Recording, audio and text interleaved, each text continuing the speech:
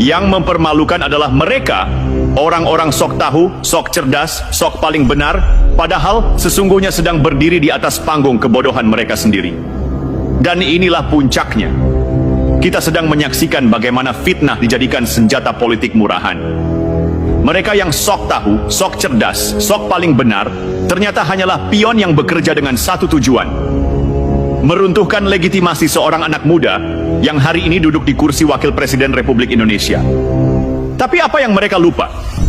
Mereka lupa bahwa publik Indonesia tidak lagi bisa dibodohi dengan retorika basi. Mereka lupa bahwa rakyat bisa membedakan mana kritik yang tulus dan mana fitnah yang busuk. Mereka lupa bahwa kebenaran punya daya hidup yang lebih panjang daripada kebohongan. Jalur pendidikan Gibran jelas, sah, dan tercatat.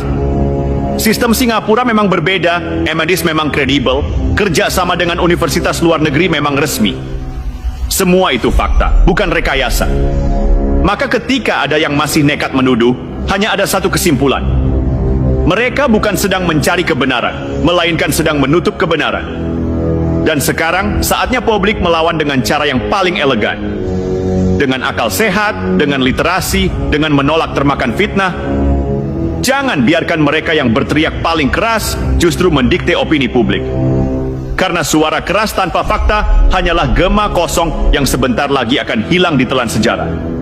Mari kita tegaskan bersama. Gibran Raka Buming. Raka bukan korban fitnah, melainkan simbol harapan generasi muda Indonesia.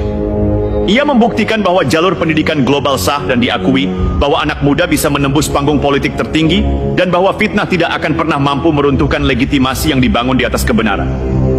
Kebenaran akan selalu menang, fitnah akan selalu tumbang.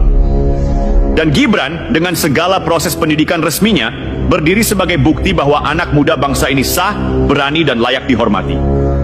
Mari kita sebut satu persatu. Roy Suryo, Rismon, Tifa, Rizal Fadilah, sampai Subhan yang sudah sepuh, namun masih memaksakan diri ikut bicara. Mereka semua tampil seperti juru bicara kebenaran, padahal argumennya keropos, logikanya bocor, suaranya sendiri sudah terbata-bata. Mereka berdiri di panggung, seakan profesor besar, padahal yang keluar hanya tuduhan basi. Mana ijazah SMA Gibran? Mana buktinya? Pertanyaan murahan yang sudah berkali-kali dibantah dengan fakta resmi. Ini bukan lagi kritik, ini obsesi. Obsesi yang lahir dari kebencian, bukan dari niat intelektual. Ironis sekali. Mereka mengaku pejuang kebenaran, tapi justru memperlihatkan diri sebagai penggoreng isu klasteri. Mereka mengaku akademisi, tapi gagal memahami perbedaan sistem pendidikan internasional. Mereka mengaku pencerah, tapi yang keluar dari mulut mereka hanyalah kegelapan fitnah.